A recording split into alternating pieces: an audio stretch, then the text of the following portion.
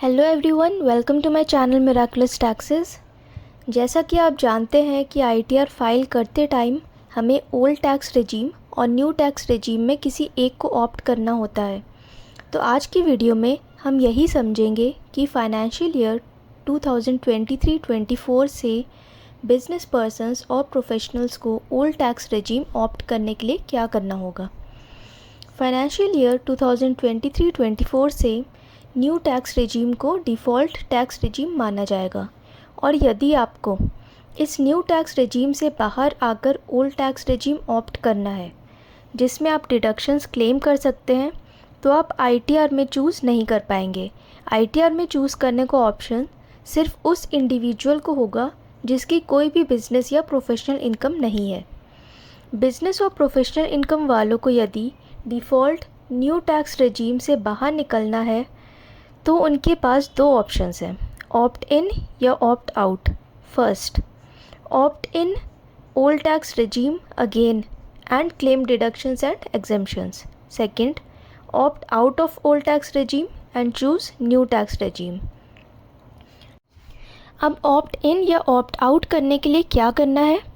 Last financial year 2022-23 तक एक income tax form था 10IE जो अब नहीं चलेगा। और हाँ, एक बात याद रखना कि एक बार आपने न्यू टैक्स रेजीम को ऑप्ट कर लिया तो आप ओल्ड टैक्स रेजीम वापस ऑप्ट नहीं कर पाएंगे।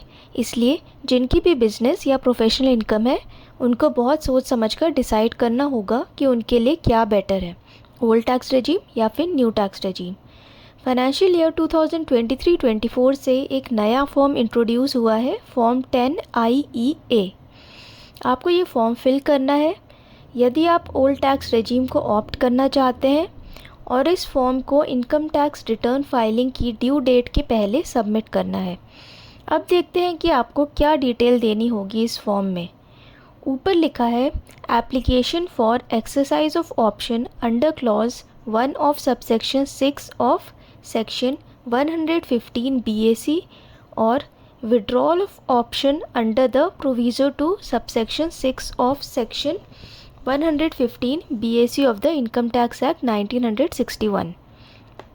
यहाँ बात हो रही है सबसेक्शन 6 में ओल्ड टैक्स रेजीम की। मतलब कि इस फॉर्म के थ्रू आप या तो ओल्ड टैक्स रेजीम ऑप्ट कर सकते हैं या फिर ओल्ड टैक्स रेजीम से विड्रॉ कर सकते हैं। तो इस एप्लीकेशन में आपको अपना नाम, पैन देना होगा, फिर स्टेटस कि आप क्या हैं, इंडिविजुअल, HUF एक्सेट्रा। देन आपको असेसमेंट ईयर डालना होगा, जिस भी असेसमेंट ईयर के लिए आप ये फॉर्म सबमिट कर रहे हैं। लाइक करेंट फाइनेंशियल ईयर 2023-24 के लिए असेसमेंट ईयर होगा 2024-25। फिर पूछा गया है वेदर ऑप्टिंग आउट ऑफ और री entering the regime under section 115 BAC sub section 1A। Sub section 1A में बात हो रही है न्यू टैक्स रेजीम की। तो इस पॉइंट में ये बताना है कि आप न्यू टैक्स रेजीम से ऑप्ट आउट करके ओल्ड टैक्स रेजीम में जा रहे हैं या फिर न्यू टैक्स रेजीम में री एंटर कर रहे हैं। यदि आप री एंटर कर रहे हैं तो आपको फर्दर डिटेल्स देनी होंगी, ओल्ड टैक्स रेजीम से ऑप्ट आउट करने की डेट और वो फर्स्ट असेसमेंट ईयर जब आपने ये ऑप्शन एक्सरसाइज किया था। फिर पूछा गया है whether having any unit in IFSC, इसमें येस और नो सेलेक्ट करना है। और लास्ट पॉइंट IFSC से रिलेटेड डिटेल्स। और उसके बाद आपको एक डिक्लेरेशन देना होगा कि जो भी डिटेल्स आपने प्रोवाइड की हैं वो सही है और आपकी बिज़नेस और प्रोफेशनल इनकम भी है। देन आपको अपना सिग्नेचर करना होगा। एंड में आप देखेंगे कि एक टेबल बनी हुई है जिसमें स्टेटस ऑफ पर्सन्स के सामने कोड्स दिए गए हैं। ये कोड्स आपको अपने स्टेटस के अकॉर्डिंग फर्स्ट पेज में पूछे गए स्टेटस ऑफ पर्सन वाले पॉइंट में डालना है। याद रखना है कि आपको ये फॉर्म अपना ITR फाइल करने से पहले या साथ साथ सबमिट कर देना है। वीडियो से कुछ हेल्प मिली हो तो इसको शेयर करें। Thanks for watching. Please like, share and subscribe.